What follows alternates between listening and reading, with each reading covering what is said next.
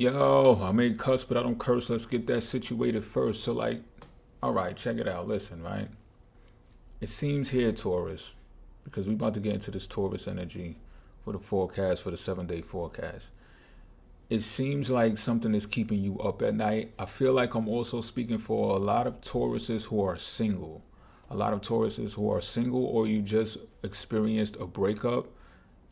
Can't say how long ago it happened, or you feel like there's about to be a breakup in your relationship. But something is keeping you up at night. That might be it, but it's also something. Yeah, I'm feeling strongly that it's about a relationship. There's some type of regret, some type of remorse. I don't know if you have regret for being with the person, or you have remorse for cutting them off, or you have remorse for saying something or doing something to them that resulted into this breakup. But there's trust issues on the line here, and you feel it in your heart. It's like you love the person, or at least you know you loved them. You did love them, and or you thought they loved you, but someone is having a lack of accountability between the two.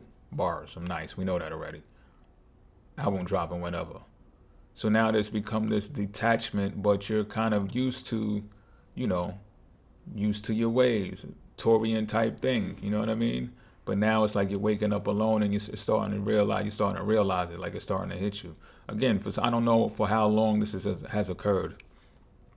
You would know that better than I do, but there's also some type of. I also feel like maybe there's a uncomfortable feeling because there used to be two income streams in a household due to that as well.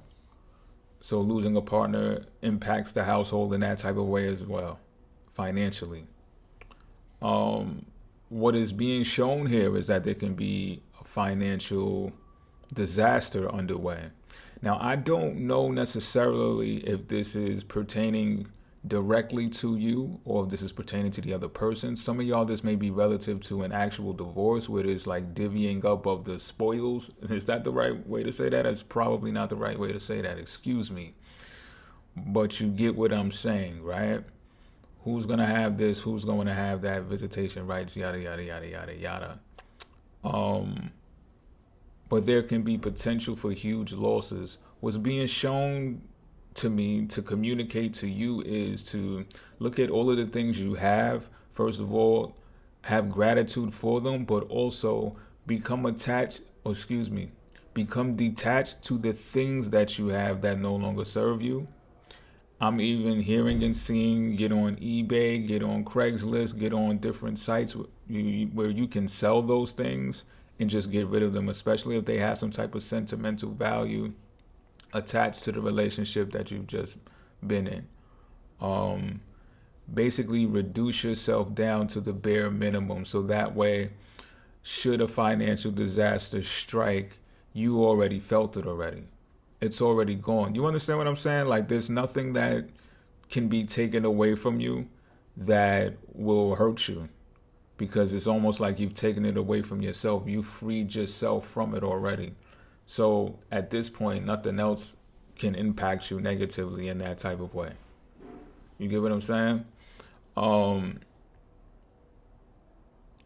This feeling that's keeping you up at night as well is something that you can address by taking action in some type of way. You might want to get into your body, get into some type of routine workout regimen, exercise. That'll actually help you go to sleep if you do the exercise at night, is what I'm saying. Before you go to bed, exercise, shower, sleep. That order, you'll sleep better. And